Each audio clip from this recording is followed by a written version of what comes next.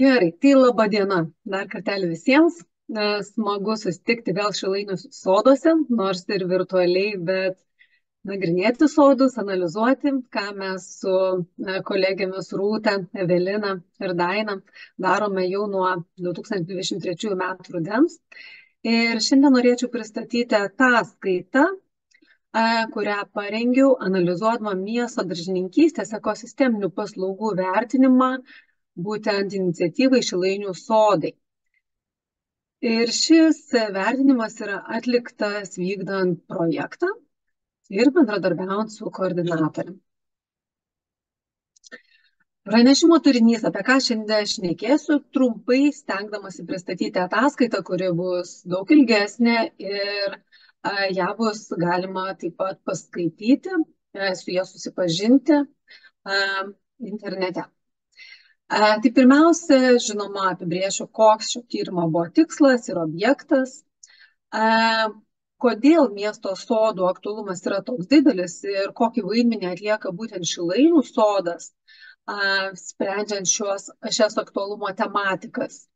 Pristatysiu metodiką, kurią remiantis buvo atliktas ekosisteminių paslaugų vertinimas. Ir, žinoma, stengsiuos bent trumpai apžvelgti gautus tyrimo rezultatus, kurie buvo tikrai išsamus ir labai daugialypiai. Visą tai apibendrinsim į pagrindinės ekosisteminės paslaugas, pateikiant išvadas. Ir viena skaidrė bus skirta rekomendacijoms, kurios, viliuosi, padės toliau vystyti Šilainių sodų veiklas ir galimai jas plėsti. Taigi tyrimas atliekamas įgyvendinant projektą SUEVE, jo trumpinys yra toks, pilną pavadinimą matote. Šio tyrimo tikslas įvertinti iniciatyvos Šilainių sodai veiklas Kauno 8 forto teritorijoje, taikant ekosisteminių paslaugų metodą. Išanalizuoti galimybę tobulinti ekosistemų paslaugų teikimą, užtikrinant miesto daržininkystės dalyvių poreikius bei prisidedant prie poveikio aplinkai mažinimo. Ir šio tyrimo objektas yra būtent patys Šilainių sodai, kurie veikia 8 forto teritorijoje, ir orientavomės į dviejų paskirčių lysves. Vienos jų vadinamos tradicinėmis lysvėmis ir jos pradėjo veikti jau nuo tarpukario laikų. Tačiau galima sakyti, kad ta naujoji karta ir bendruomenė pradėjo formuotis nuo 1992 metų, kai buvo pradėtas statyti Šilainių mikrorajonas ir žmonės šalia, pastebėję tą atvirą teritorijoje, kurioje būtų galima vykdyti daržininkystės veiklas, čia pradėjo ją užsiimti. Nuo 2019 metų, kada įkurta iniciatyva Šilainių sodai, taip pat buvo įrengtos pakeltos lysvės. Tai yra kita erdvė, kuri taip pat analizuota šiame tyrime, ir šios pakeltos lysvės su papildoma infrastruktūra atlieka ne tik tai daržininkystės, bet ir bendruomenės telkimo ir edukacinės veiklas. Žinoma, kadangi Šilainių sodai yra 8 forto teritorijoje, kuri yra turinti kultūros paveldo statusą ir yra saugoma, tai neapsiribosime analizę tik tai Šilainių lysvių, nes būtent ekosisteminės paslaugos leidžia ir iš tiesų būtent įvertinus bendrai kontekstą galima įvertinti situaciją detaliau ir aiškiau. Čia matoma visa teritorija, kuri yra sudaryta tiek iš forto teritorijos, kuri būtent yra saugoma ir čia jokia ūkinė veikla negalima, taip pat ir šalimais esamos teritorijos, kuri daugiau yra naudojama Šilainių lysvių veiklom. Tai trečiuoju numeriu pažymėtos yra tradicinės lysvės, ketvirtuoju numeriu šioje zonoje veikiančios pakeltosios lysvės, na ir pagal Šilainių sodų koordinatorių planus yra planuojama įrengti ir edukacinę erdvę, kuri bus šioje kairėje teritorijoje. Taigi teritorija tikrai yra nemaža. Ir nors paskirtis šios žemės nėra skirta tam, kad užsiimti daržais, tačiau Šilainių sodų iniciatyva radosi galimybės, kaip tęsti veiklas, kuriomis užsiema senieji sodininkai ir kaip atliepti 8-ojo forto kultūros paveldo reikalavimus. Sėkmingai vykdo šias veiklas ir nekiekdami vienas kitam. Tyriamasis objektas iš tiesų, kaip sakiau, yra kompleksinis ir jis yra organizacinės ekosistemos dalis. Nes iniciatyva Šilainių sodai veikia kartu su projektu Gamta mieste, taip pat jį koordinuoja VŠI kultūros dirbtuvė ir visa ta teritorija yra Kauno tvirtovės parko įgaliojime, dėl to koordinavimas su jo būtent vystymu ir jo veiklomis taip pat yra itin svarbus. Tai šios visos iniciatyvos yra viena kitą palaikančios ir papildančios veiklos, kurios koordinuoja šio projekto iniciatorės Evelina ir Rūta. Ir dešinėje pusėje jūs matote schemą, kuri vaizduoja, kaip Kauno tvirtovės parkas, į kurias veiklas yra orientuotas ir kur link yra nukreiptos tos veiklos, žiūrint į tolimesnę perspektyvą. Ir matome čia labai gražią dermę tarp žmogaus, gamtos ir istorijos. Tai natūralu, kad paveldo įveiklinimas, kuris ir yra istorijos dedamosios pagrindas, yra pagrindas šios teritorijos. Ir kadangi tai yra unikali tokia gamtinė aplinka intensyviai apgyventoje teritorijoje, tai kultūros ir gamtos paveldo apsauga yra tarsi ta sudėtinė ir reikšminga funkcija būtent šios teritorijos. Žmogus čia yra svarbus dėl to, kad taip atspindima būtent šiomis veiklomis, kurios vykdomos ir planuojamos įvykdyti Kauno tvirtovės parke bendruomeniniai poreikiai. Miesto daržas tampa žmogaus poreikių vėlgi išreiškimas ir yra taip pat matoma galimybė, kad žmogus gauna šias vertes tiek vykdant įvairias kultūrinės veiklas, tiek ir apjungiant daržininkystės arba kultūrinės istorinės veiklas į vieną, taikant edukacinės veiklas. Gamtos dedamoji yra labai svarbi, todėl kad Kauno 8-ame forte yra viena iš Natura 2000 teritorijų ir čia yra saugoma šikšnosparnių rūšis, todėl ši teritorija yra aktuali ir dėl saugomų rūšių. Biologinė įvairovė šioje teritorijoje taip pat stebima ir jos netgi didėjimas taip pat pastebimas. Todėl aplinkosauginės dedamosios taip pat yra svarbios ir ekosisteminių paslaugų vertinimas yra aktualus ne tik tai dėl to, ką gamta duoda žmogui, bet kaip veiklos tiek istorinės, kultūrinės ir žmogaus daržininkystės veiklos galėtų nepakenkti būtent gamtos kokybei. Perkime prie aktualumo. Miesto sodai iš esmės yra labai svarbi tema ir jinai tampa vis aktualesnė dėl augančio gyventojų skaičiaus, kurie gyvena miestuose. Ir šių metų duomenimis 56% pasaulio žmonijos jau gyvena miestuose. Yra vertinama, kad iki šio dešimtmečio pabaigos šis rodiklis pasieks 59%, o iki 50-ųjų metų jau 7 iš 10 žmonių, tai yra 70% žmonių, gyvens miestuose. Todėl auga žmonių kiekiui, natūralu, kad jie didėja poreikis maistinėm medžiagom, didėjant tankumui miestų, taip pat vis aktualesnė tampa ryšys su gamta arba jo praradimas. Todėl miesto daržininkystė iš tiesų teikia daugiafunkcinę naudą, kuri jau yra pagrįsta tiek praktika, tiek teorija.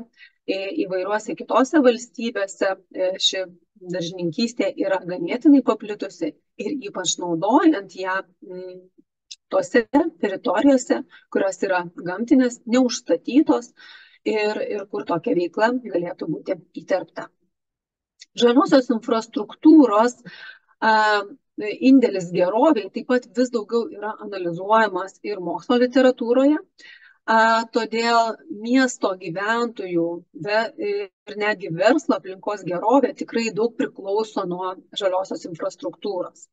Vis daugiau yra kalbama ir Lietuvoje, kad kūriama žalinimo planai atskirose savivaldybėse ir labai norėtųsi matyti, kad šiuose planuose rastųsi ir galimybės daugiafunkcinė erdvė, kuriuose paskirtis yra vertinama ne tik tai pagal biologinės įvairovės sudėtį, jos gebėjimą galbūt prisitaikyti prie klimato kaitos pokyčių, bet ir užtikrinant žmonių funkcinius poreikius, ką veikti tose žaliosiuose erdvėse, kad jos būtų įveiklintos ir kiek įmanoma labiau teiktų įvairialypę ir tą daugiafunkcinę naudą. Miesto sodų ir miestų daržininkystės poreikis taip pat pabrėžtinas ir daugelį strateginių dokumentų. Vienas iš tų, kuris yra pasaulinės apimties, yra darbotvarkė 2030 ir nors 11 tikslas, kuris yra orientuotas į darnius miestus, yra labiausiai orientuotas, galėtų būti tiesiogiai susijęs su miesto sodais, tačiau ir daugelis kitų tikslų, kaip matysite ataskaitoje, taip pat yra susiję su miestų daržininkystė ir galimybė plėsti šią veiklą, skatinant darnų vystymąsi miestuose. Žaliasis Europos kursas tai vėlgi yra ES gairės ir kelrodis iki 50 metų. Ir iš esmės jisai orientuoja visuomenę ir ekonomiką į žalią transformaciją. Ir žaliojo kurso vienos iš sudėtinių dalių yra strategijos nuo ūkio iki stalo, kur orientuojamasi, kad tiekimo grandinės būtų kuo trumpesnės. Europos Bauhaus projektas, kuris taip pat orientuotas į tai, kad visų miestų vystymas būtų paremtas dizaino principais, tuo pačiu darant ir teigiamą naudą aplinkai ir taikant priemonės, kurios leistų prisitaikyti arba švelninti klimato kaitą. Biologinės įvairovės strategija taip pat dera su žaliuoju Europos kursu ir joje taip pat yra akcentuojamas daugiafunkciškumo žaliųjų erdvių, kad jos teiktų naudą tiek gamtiniai aplinkai, ekologiniam sistemom ir jų palaikymui, tiek ir žmonių gerovės užtikrinimui. ES žaliosios infrastruktūros strategija labiausiai yra įgyvendinama Lietuvoje per savivaldybių žalinimo planus ir iš esmės ši strategija analizuoja įvairias žaliasias erdves, todėl netgi ir analizuojami Šilainių sodai galėtų būti kaip vienas iš gerųjų pavyzdžių, kurių Lietuvoje dar neturime daug.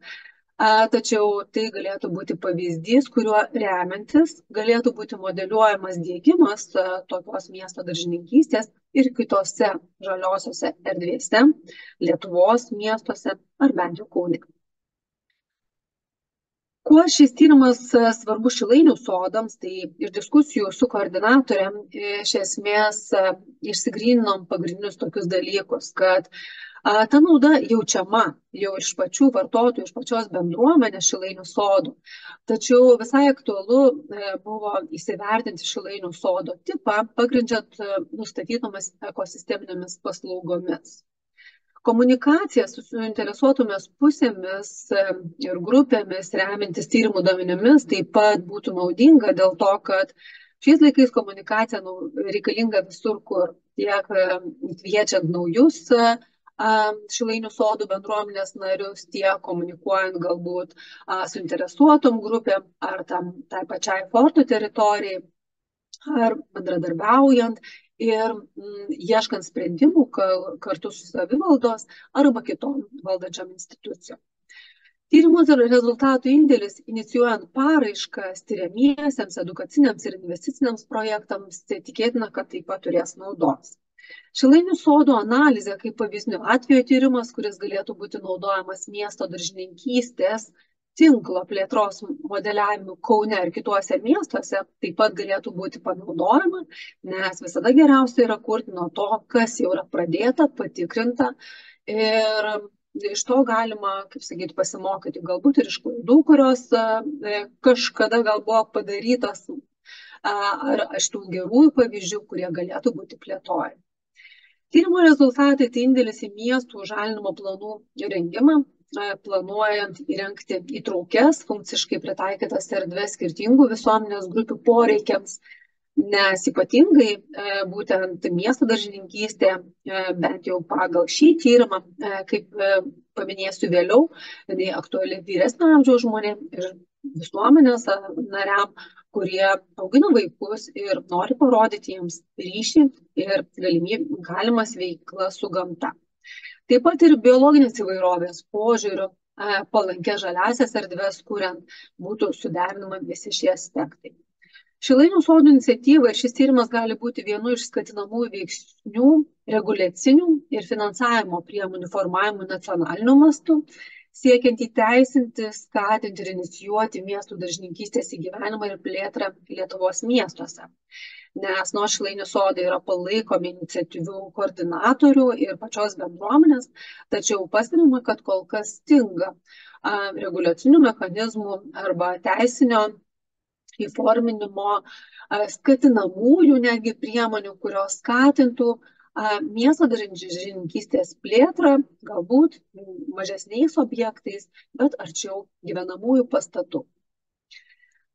Metodika ekosisteminėms paslaugoms vertinti buvo kompleksinė. Tai, žinoma, pirmiausia buvo išanalizuota literatūra aktuali, kad ir pasirinkti tą tinkamiausią ekosisteminių paslaugų vertinimo metodą. Buvo atlikta eilė atliktų tyrimų, kurie jau per 5 metus buvo vykdyti Šilainių soduose. Iš tiesų tai tapo tokia gyvoji laboratorija, kurioje tyrimus darė ne tik studentai, tyrėjai, tačiau ir įvairūs projektai ir gauti rezultatai taip pat buvo įtraukti ir iš šią ataskaitą, kurie galėtų būti susijęs su ekosisteminiam paslaugom. Ekosisteminių paslaugų ir darnumo sričių vertinimas tai buvo būtent ta metodika, kuri pasirinkta ir tai jinai buvo paremta struktūrizuota rodiklių lentelė, kad tiek surinkti sistemiškai duomenis, tiek būtų galima juos apibendrinti. Duomenų rinkimas buvo vykdomas tiek interviu būdu, pildant rodiklių lenteles su Šilainių sodų koordinatoriais, tiek ir apklausos būdu, kai buvo apklausiama Šilainių sodų bendruomenė. Taip pat buvo naudoti duomenys iš geografinių informacinių sistemų žemėlapių ir kitų Kauno planų žemėlapių. Vertinimas buvo atliktas, nustatant reikšmingus rodiklius ir teikiant išvadas ar analizės rezultatus. Duomenų analizė ir apibendrinimas buvo jau tas galutinis etapas, kuris leido parengti ataskaitą ir apibendrinti gautus rezultatus. Taigi, vertinimui ekosisteminių paslaugų buvo pasirinktas kaskadinis ekosisteminių paslaugų vertinimo modelis. Ir žinoma, kadangi kalbant apie Šilainių sodus, pirmiausia, mes matome vertę gyventojams, būtent Šilainių sodų bendruomeniai dėl jiems gaunamos naudos, tai ir buvo analizuota būtent iš naudos ir vertės, kurią gauna visuomenė ir Šilainių sodų naudotojai. Toliau buvo vertinama, kuriasgi ekosisteminės paslaugas tai atitinka ir kurios ekosisteminės dalys pasitarnauja būtent tų verčių teikimui ir įsisavinimui visuomenė. Kokį ryšį ir kokią įtaką daro pati visuomenė šiam ekosistemos dalim, taip pat buvo dalinai analizuota. Biofizinės struktūros ir procesai nebuvo šioje ataskaitoje ir tyrime detaliai analizuoti, tačiau, kaip minėjau, buvo remtas anksčiau atliktais tyrimais ir realiai mes analizavom pačias ekosisteminės funkcijas ir ekosisteminės paslaugas, perinant prie visuomenės, kokia vertė jiems yra generuojama. Prisimenant arba paminint tiem, kurie anksčiau nebuvo susidūrę su ekosisteminių paslaugų terminu, tai iš esmės ekosisteminės paslaugos yra tai nauda, kuri yra teikiama visuomeniai arba aplinkai, kad patenkinti ir užtikrinti visuomenės gerovę. Pagrindinės grupės ekosisteminių paslaugų matomas šioje lentelėje. Tai yra aprūpinimo paslaugos, kurių teikiama nauda pagrindai išreiškiama medžiagomis ir produktais, kurie yra teikiami žmonių geroviai. Taip pat tam tikrais atvejais tai galėtų būti ir energija. Į aprūpinimo paslaugas taip pat yra įtraukiama ir nauda, kurią žmonės gauna, tenkinant savo rekreacinius poilsio poreikius. Reguliuojančios paslaugos apima tiek atliekų ir kitų medžiagų akumuliaciją, erozijos, potvynių kontrolę, vandens ir biologinės įvairovės kokybės užtikrinimą, to paties klimato kaitos švelninimo ir prisitaikymo aspektus, oro kokybę, triukšmo valdymą. Tai yra tos reguliuojančios paslaugos, kurias teikia gamta ir galbūt ne patys Šilainių sodai tas ekosistemines paslaugas teikia, bet tiesiog ta teritorija, kurioje jie yra, arba pačių Šilainių sodų struktūra galėtų pasitarnauti šių ekosisteminių paslaugų pagerinimui arba prastinimui. Kultūrinės paslaugos tai įvairūs fiziniai, intelektualiniai, socialiniai ryšiai, dvasinės, estetinės ir simbolinės vertės, fizinė ir mentalinė sveikata, kas iš esmės šiame tyrime taip pat buvo gana plačiai analizuota. Mažiau galbūt buvo analizuota palaikančios ekosisteminės paslaugos, nes jos yra tokios netiesiogės, mažiausiai tiesioginės žmonių naudai ir vertei, nes biologinės įvairovės žmonės savaime naudos kaip ir nejaučia, tačiau biologinė įvairovė užtikrina visuomenės atsparumą globaliems iššūkiams. Todėl palaikančios ekosisteminės paslaugos buvo vertintos tiesiog per struktūrą, kokia yra biologinė struktūra vertinamo teritorijoje ir kokią tai naudą daro. Pagal pasirinktą metodiką ekosisteminės paslaugos buvo skirstytos pagal jų sąsajas su darnumo sritimis. Kaip žinoma, darnumo pagrindinės sritis tai yra aplinka, žmogus, ekonomika ir kultūra. Tai pagal šią metodiką darnumo sritis yra išskirtos į 4 kategorijas. Tai yra aplinkos atsparumas ir išteklių efektyvumas. Čia matote, kuriuos darnaus vystymosi tikslus tai atliepia ir su kuriomis ekosisteminėmis paslaugomis tai susiję.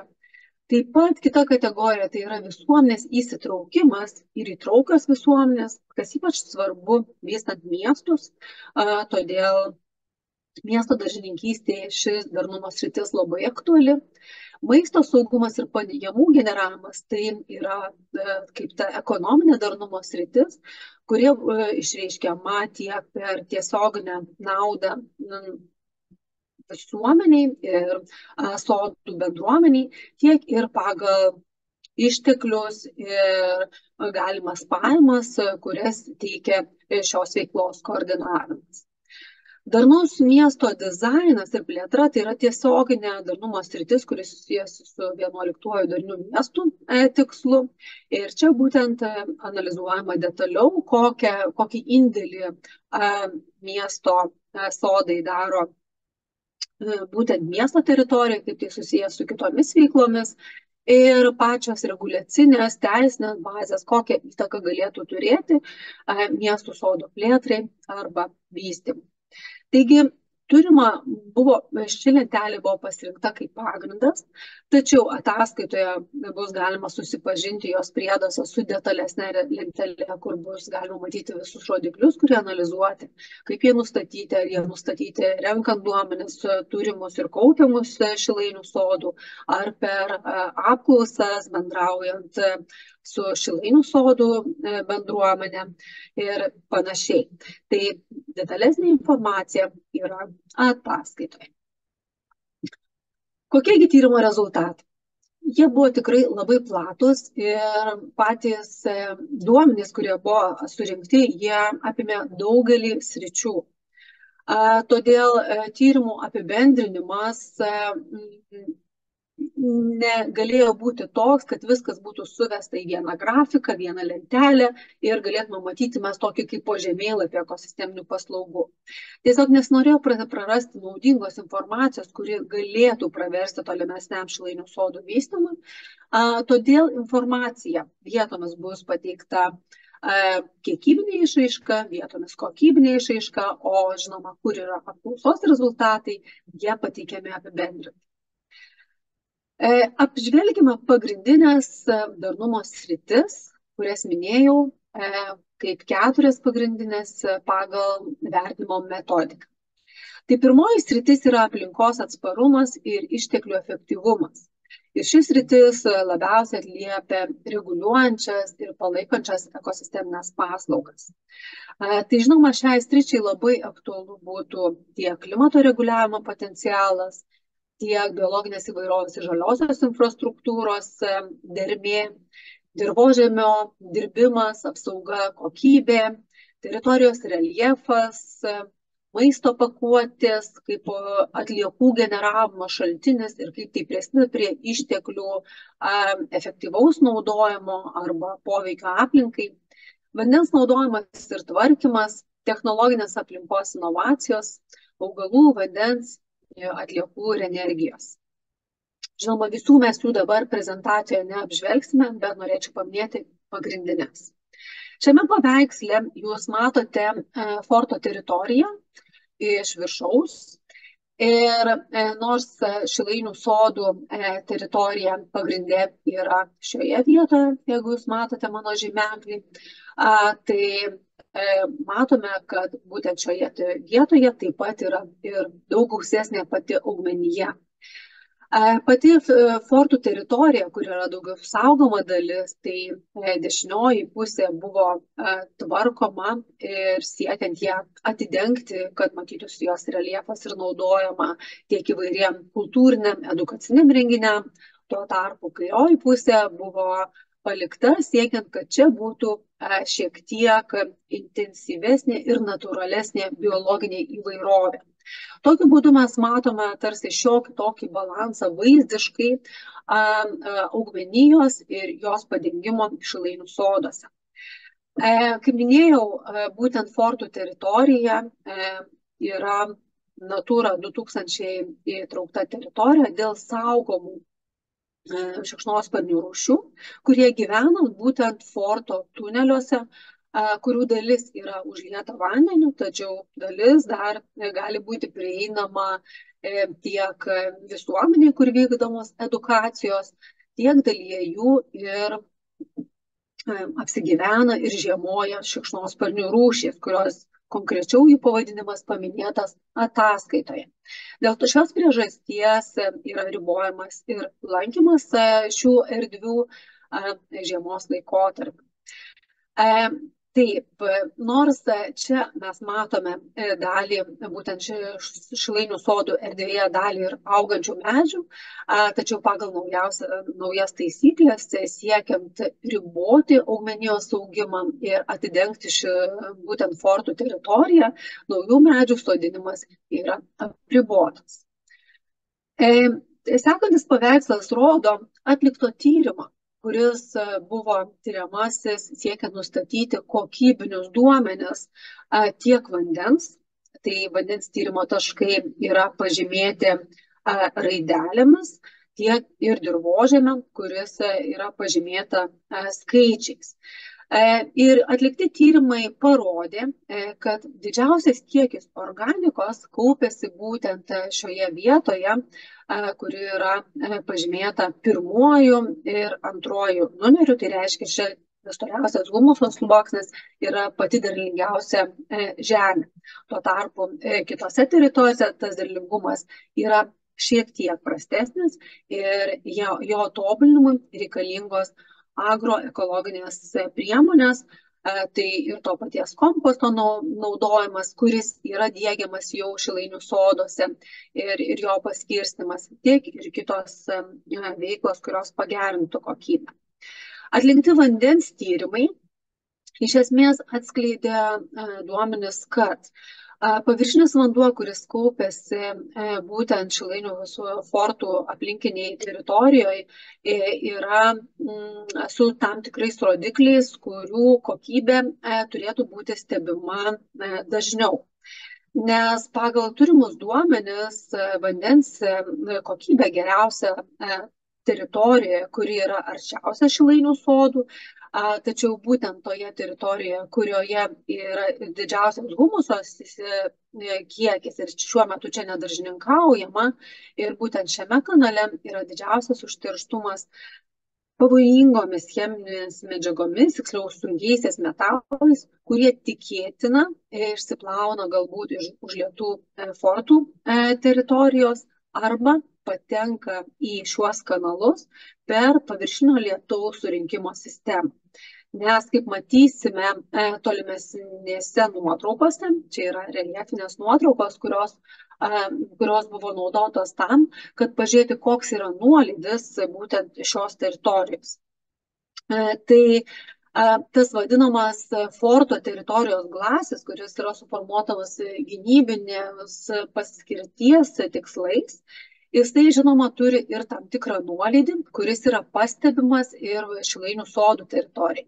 Dėl to yra ir vandens nutekėjimas labiausiai į tas aplinkui esantį griovį ir dėl to yra ir praradimas šioks toks vandens ir galimai šiek tiek erozija, kurio mažesnis padengimas augmenyje. Tačiau tai irgi rodo, kad nemažai, žodžiu, vandens patenka į tuos kanalus, išplaunant tai, kas yra pačioje fortų teritorijoje ir pagal visą brėžinį, kuris rodo būtent Kauno miesto paviršinio lietaus vandens struktūrą, mes matome, kad čia rožinė spalva pažymėta yra būtent paviršinio lietaus vandens nuotekų sistema, tai reiškia tie grioviai priskirti prie tų griovių, kurie vėlgi surenka lietaus vandenį.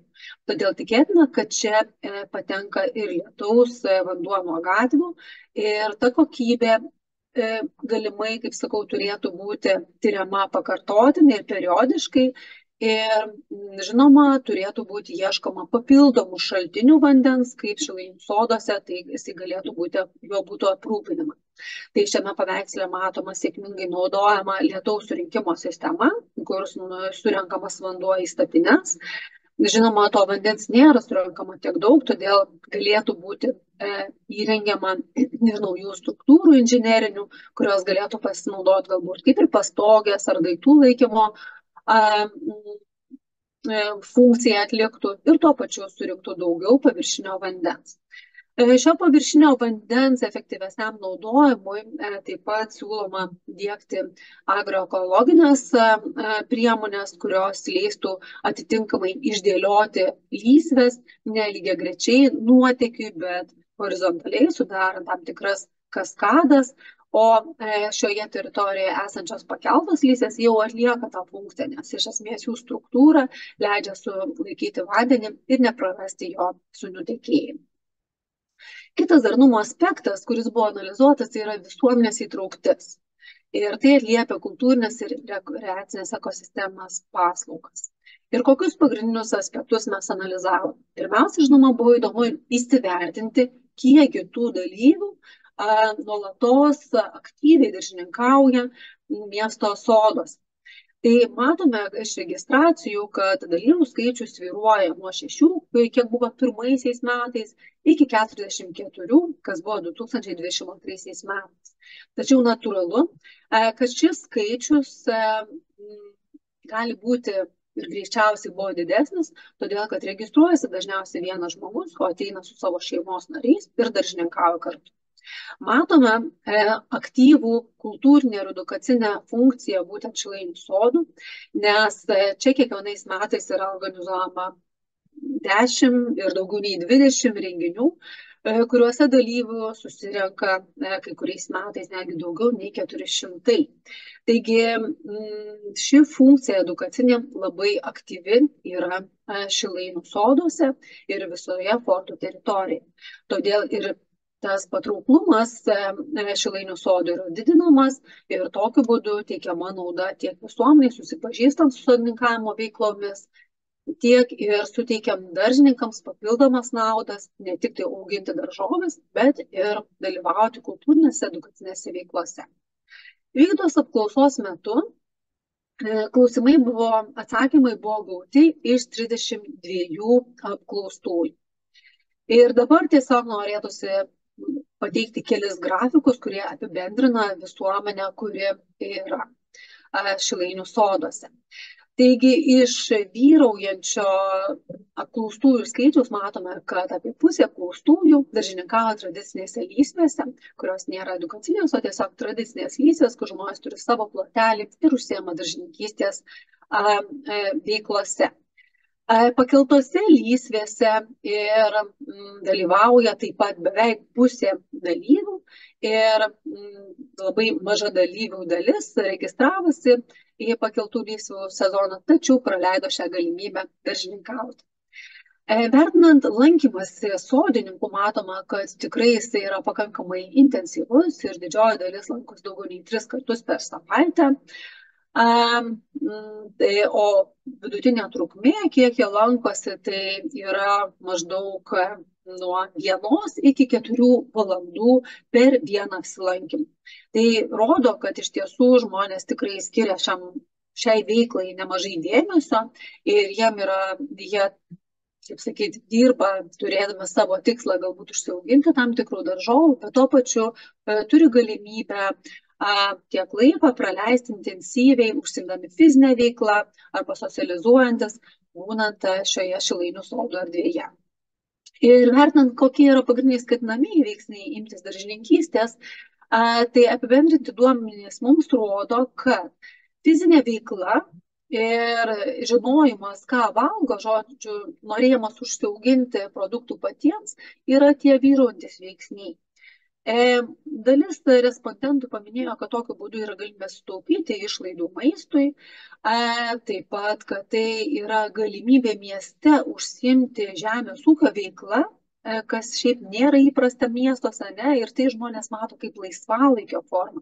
Tai nėra darbas dėl to, kad tik tai užsiauginti ir turėti ką valgyti, bet tai yra laisvalaikio forma.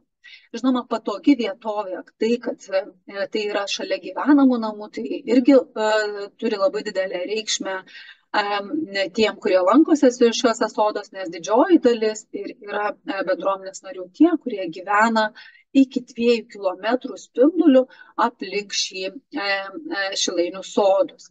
Ir galvojant apie plėtrą miesto daržininkystės, taip pat svarbu atsižvelgti į tai, kad iš tiesų sklaida miesto sodų turėtų būti didesnė, dėl to, kad žmonėms tai būtų prieinama arti jų gyvenamos vietos.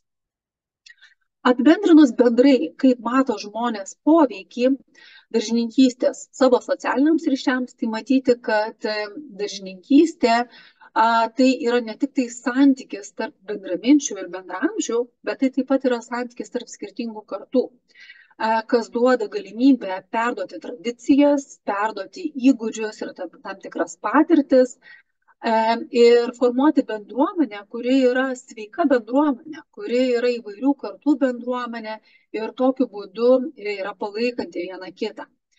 Todėl didžioji dalis informavo, kad tas socialinis poveikis yra labai reikšmingas ir iš esmės netgi įsitraukimas dažnu atveju yra paskatintas būtent esamų socialinių ryšių arba patys Šilainių sodai atlieka vaidmenį, kad čia susiranda žmonės naujas bendruomenės ir gali realizuoti savo bendravimo ir socializavimo poreikius.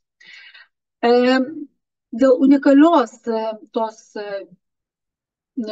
tiesiog išraiškos būtent Šilainių sodų, kadangi jie yra fortų teritorijoje, tai vertina ir bendruomenė. Ir didžioji dalis atsako, kad tai yra unikali vieta, kurios nėra Kaune ir dėl to jie vertina tai kaip kultūros objektą taip pat. Ir šis objektas, žinoma, labai turi didelę reikšmę dėl tų kultūrinių edukacinių veiklų. Ir tik tai vienetai atsakė, neturi nuomonės arba mano, kad daržininkystė yra nesusijusi su Kauno kultūra.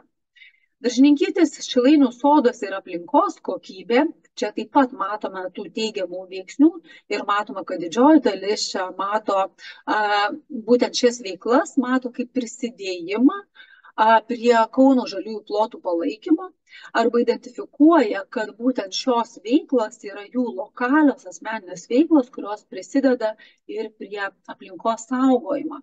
Ir tai yra tarsi pavyzdys ir visuomeniai, ir naujos kartos ugdymas.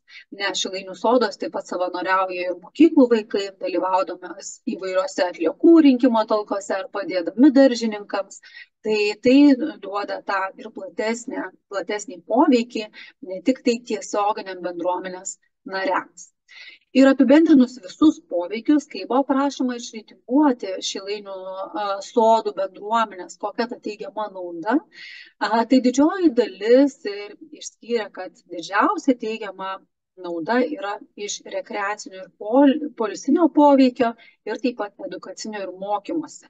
Kultūra, socialinis poveikis taip pat yra svarbus ir kaip bebūtų keista, o galbūt ir nekeista, nes dažnu atveju iš tikrųjų miesto sodai, jie neturi tą pagrindinę ir pirminę funkciją aprūpinti maistu, bet tai yra kaip papildanti funkcija, ne pati pagrindinė.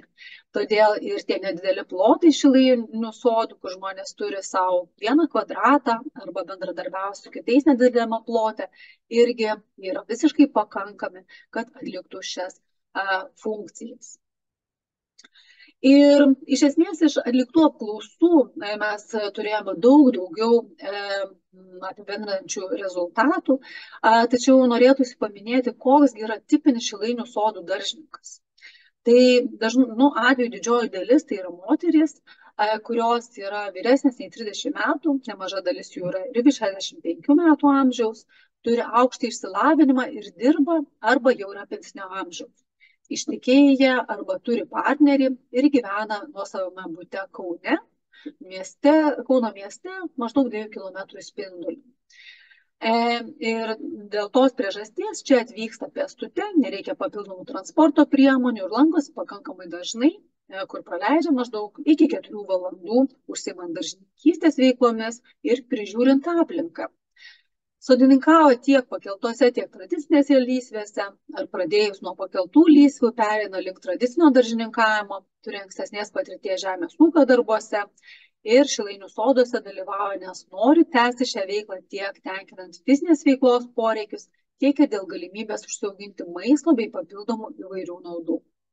Šilainių sodų veikloje laikosi nustatytų daržininkystės taisyklių ir tarpusavio susitarimų tarp sodininkų. O užaugintus maisto produktus parsineša daugkartinėse pakuotėse, kas irgi yra teigiamas dalykas, taupant išteklius. Šilainių soduose lankosi kartais net ir ne sezono metu, todėl tai yra ta žalioji erdvė, kuri naudojama ne tik tai sodininkystė. Ketina tęsti veiklas ir labiausiai tai skatina daryti artima ir patogi lokacija ir galimybė užsiauginti maisto, pabūti gamtoje, padirbėti kartu su bendraminčiais. Ir taip pat apklausų dalyviai mano, kad infrastruktūros ir informacijos perdavimo pagerinimas paskatintų daugiau daržininkų įsijungti ar tęsti miesto daržininkystės veiklas. Taigi, pereikime prie kitos, trečiosios jau dalies, tai yra maistas ir finansai ir tai atitinkamai aprūpinančias ekosisteminės paslaugas. Augalai šioje ataskaitoje nebuvo analizuoti detaliai ir kiek jų yra užauginama. Žinoma, pateiktas sąrašas visų augalų, kurie yra auginami. Jų struktūrą nusprendžia patys bendruomenės nariai pasitardami, tačiau, kaip minėjau, Šilainių sodų teritorija nors ir yra nemažai vaiskrūmių ir vaismedžių, kurie pasodinti iki 2019 metų, tačiau naujų sodinimas yra apribotas. Ir detaliau augalų ir derliaus struktūra bus analizuojama šio projekto būvio ciklo ataskaitoje ir vertinime. Ir ten bus galima matyti būtent, koks produkcijos kiekis yra užauginamas ir kokį tai daro poveikį visuomeniai ir aplinkai. Bet bendraja prasme mes matome, kad augalų įvairovė yra pakankamai didelė, dominuoja valgomi augalai. Ir kaita yra tikrai nemaža šių augalų. Žinoma, kaip sakau, tų sumedėjusių augalų galbūt didesnė įvairovė ir jų įterpimas galėtų turėti naudos būtent dėl vandens nuotėkio reguliavimo ir erozijos stabdymo. Maisto saugumas visuomenė, žinoma, yra svarbus, todėl auginant maistą mieste, žinoma, jie apie tai pagalvoja.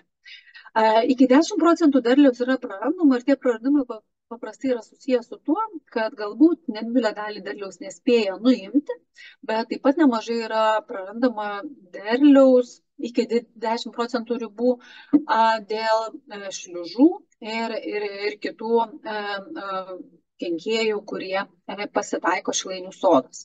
Tačiau taikomi mokymai sodininkams tiek pradedantiesiems, tiek tiksliniam tematikom apie kompostavimą, apie šliužų valdymą labai pasitarnauja tam, kad šis prarandamas derliaus kiekis būtų kiek įmanoma mažesnis.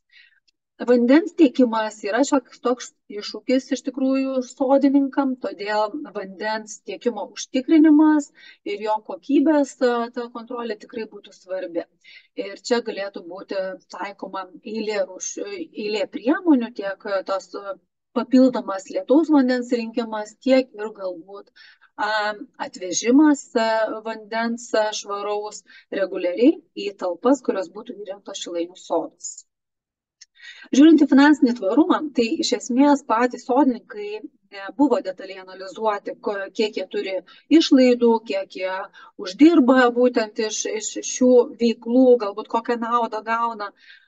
Todėl negalima pateikti šio vertinimo, tačiau galima sakyti, kad ateityje, esant poreikio, galima būtų tai vertinti, prašant, kad sodininkai vestų tam tikrą biudžetą ir būtų galima daryti tam tikras įžvalgas, galbūt pateikiant rekomendacijas būsimiems sodininkams. Tačiau mes turime duomenis apie tai, kokios buvo išlaidos ir kokios pajamos pačių koordinatorių.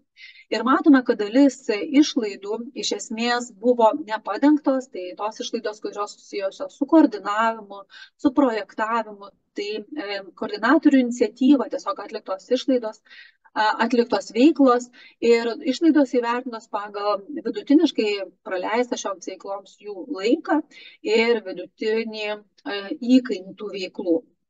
Ir pagrindinės pajamos tai yra projektų finansavimas, kur buvo teiktos paraiškos, jos laimėtos ir tiesiog šiems projektams įgyvendinti buvo naudojamos gautos lėšos. Ir galiausiai matome, kad vis dėlto balansas yra neigiamas, jeigu vertinam visas lėšas ir matome, kad finansinis parama arba tam tikri papildomi šaltiniai tikrai būtų svarbus siekiant finansinio tvarumo šilainių sodų ir šios veiklos tolimesnio sklandaus vykdymo ir plėtros. Ir paskutinė darnumo sritis, kuri buvo analizuota šilainių soduose, tai darnus miestų dizainas, visuomenės įgalinimas, ekosistemų atsparumas ir abupusis teigiamas ryšys. Tai žinoma, čia buvo atliepta būtent 11 tikslo aspektai ir buvo išanalizuotos 3 pagrindinės tematikos.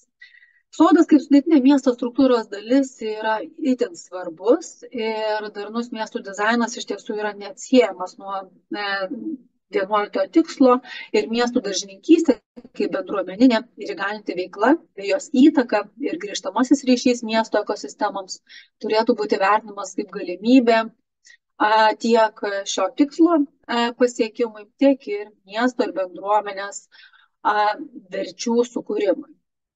Ir šilainių sodų veiklos, laikantis susitarimų ir taisyklių, yra labai geras pavyzdys, kaip tai įsiliejo į forto teritoriją. Ir iš daržininkų pusės matomos poreikis veiklą tęsti ir plėtoti, įrengiant laistymo talpas, įrankių saugojimo pastogę, priedangas nuo saulės, lietaus, taip pat tokiu būdu būtų galima panaudoti lietaus vandenį. Ir ta dermė tarp bioįvairovės saugojimo, vandens reguliavimo ir klimato kaitos švelninimo potencialo tikrai yra matoma ir tikrai turėtų būti palaikoma ir įvertinama miesto lygių, nes tai yra svarbus indėlis ir pavyzdys visuomeniai, kaip įsitraukus į šias veiklas galima daryti įtaką darniam miesto vystymui. Su kitomis miesto dalimis šis sodas taip pat yra aktyviai susijęs dėl to, kad, kaip minėta, jisai yra prie intensyviai apgyvendintų teritorijų, tačiau ir nuo miesto centro jisai yra labai lengvai pasiekiamas tiek visuomeniniu transportu, nes tai yra tik tai apie 4 kilometrai. Todėl tai jisai yra labai palankus tiek daržininkam, tiek ir edukacijų dalyviam. Tai daugiafunkciškumas, kaip jau minėta, yra labai svarbus, todėl jisai ir toliau turėtų būti palaikomas. O Šilainių sodų indėlis miesto veiklų įvairoviai yra labai reikšmingas ir į tai svarbu atsižvelgti, planuojant naujų žaliųjų plotų steigimą ar esamų atnaujinimą, tobulinimą, integruojant veiklų įvairovę pagal skirtingus visuomenės poreikius ir tuo pačiu atliepiant Lietuvos miestų žalinimo tikslus. Institucijų požiūris į miesto daržininkystę kol kas Lietuvoje yra iki galo neapibrėžtas, nes netgi šios teritorijos įveiklinimas nėra teisiškai įteisintas, kad tai yra daržininkystės srities plotai. Todėl iš esmės šiam tikslui būtų svarbu atlikti detalesnės analizės, teisinės analizės, daugiau bendradarbiauti su savivaldos ir kitomis valdančiosiomis institucijomis. Ir, kaip sakau, būtent atlikti darbai ir ne tik ši ataskaita, bet ir kiti tyrimai ir pačių koordinatorių įžvalgos rodo tą gerąjį pavyzdį ir modelį, kaip tokios miesto daržininkystės erdvės galėtų būti diegiamos kitur, nes tikrai pakalbėjus ir su kitų Kauno miesto rajonų gyventojais, jiems iš dalies kyla tam tikras toks kaip ir pavydas, nes jie šalia, nors ir turėdami parką, tokia veikla užsimti negali, nes tiesiog kol kas tokios paskirties žemų nėra. Todėl skatinamieji veiksniai visuomeniai tikrai būtų svarbus ir manau, kad tokių erdvių atsirastų daugiau. Ir pagrindinės išvados. Iš esmės, apibendrinant visą tai, mes galime sakyti, kad čia vyrauja Šilainių soduose kultūrinės ekosisteminės paslaugos. Ir tą labai mums gerai pavaizduoja būtent kultūrinė reikšmė 8 forto teritorijos ir gyvenamojo daugiabučių rajono, bet taip jinai unikaliai dera su daržininkystės veiklomis. Ir aprūpinimo ekosistemos paslaugos taip pat yra svarbios tiek dėl rekreacinės veiklos ir vertės, tiek dėl veiklos gamtoje ir tuo pačiu patenkinant maisto užsiauginimo vertes.